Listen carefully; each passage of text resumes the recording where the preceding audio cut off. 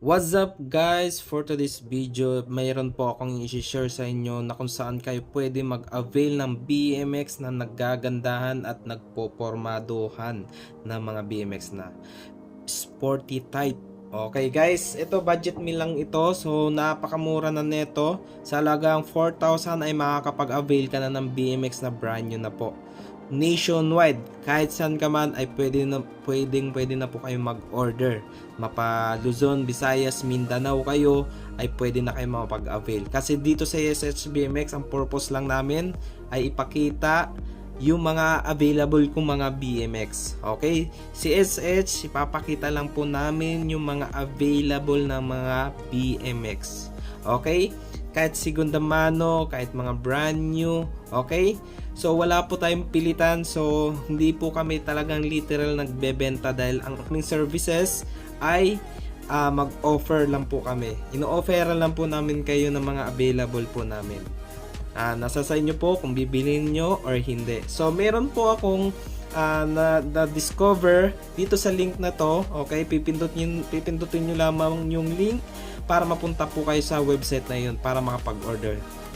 Sa Shopee or sa Lazada. Depende po yon kung saan yung link na yun. Okay? Itong link na to, kiklik nyo lang yon para makapag-avail kayo. At willing na po kayo mag-avail ng BMX na brand new na sporty type at napaka-pormado na. So ito legit na legit ito. So bago ang lahat guys, ipapakita ko muna dito sa video na to ang mga available nila mga BMX. So papakita natin katulad nito. Ayan. So handa na ba kayo mga kapadyak? Ito na po. Yan, katulad nito, meron po yan. Ang tawag ng BMX na to, Punisher. Ayan. Yan, kitang-kita nyo, napakaganda. Yan, size 20, pero ang size talaga na ito size 22 kasi sporty type na to. Yan, meron tayong color violet. Ayan, hindi ko alam kung anong tamang kulay na ito. Basta ang akin, nakikita ko dito violet. Ayan. Then dito sa color blue, ayan. Napakaganda nito ng pagka-tandem niya ng color. Ayan, color light blue. Ayan. Then OS din yung kanyang handlebar. So yung seat post naman yan, pwede nyo naman i-adjust siya para mas lowered kasi ang mga panglaro na BMX oversize yung handlebar, then yung kanyang seat post, yung kanyang upuan ay napaka-subsub. So babang-baba po sagad. Kung depende sa inyo, nasa kanya-kanya po kasi tayo ng type, pero for me, based on my experience, so dati kasi ako naglalaro, ang ginagawa talaga namin ay nilo-lowered namin yung mga upuan. Ayan, subsub na subsub. Ayan, then subsub ang tawag. Basta lowered na lowered. So parang subsub ka na sa tuhod mo pag nakaupo ka na. So ang purpose talaga ng BMX ay nakatayo ka talaga sa mga panglaro. Hindi ka talaga yung nakaupo literal. So nakaupo ka lang pag pababa, ayan. Pero pag nakapubuelo ka na, papadya ka na, so kailangan mong nakatayo. Ayan, yun ang purpose ng sports na panglaro na BMX. Ayan, tinagalog lang. So ayan po. Ayan. So may red, ayan, color red. Ayan, napakaganda. So ito talagang pinaka favorite color ko. Ayan, tandem ang kanyang color. Ayan, red and black combination. Ayan. Then next, halos same lang sila guys ng model, ng design. Pero iba, mamimili na lang kayo ng color na gusto nyo. Ayan. May color black. Ayan. Napakaganda din na ito ng combination. So, matatawag nyo ito ng Black Sporty BMX. Ayan. So, Punisher pa rin siya. Ayan. Ito yung side view ng color blue. Ayan. Then, ito yung violet. Ayan, napakaganda nito guys. Konting upgrade na lang nito kung gusto niyo ng budget meal na panglaro ng BMX.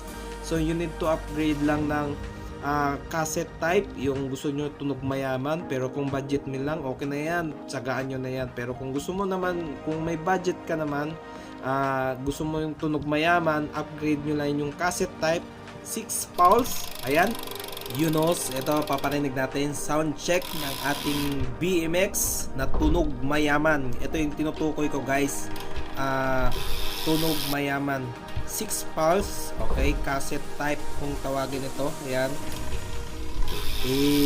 Napakaganda. Ang angas gas.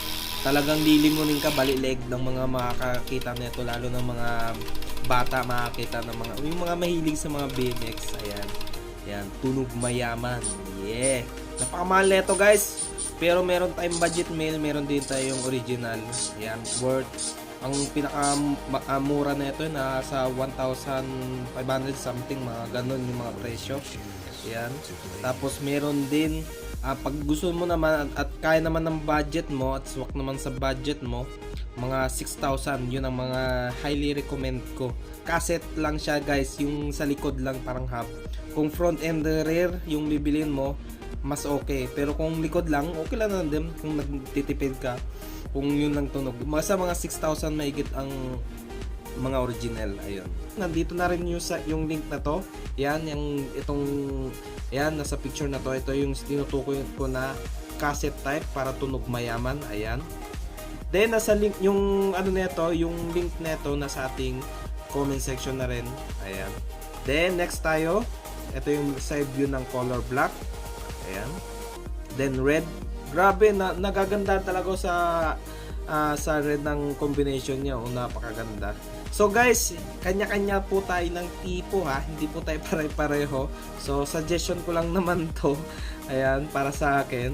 Ayan, ito yung mukha ng ating ng Punisher BMX. Ayan, Red Panther.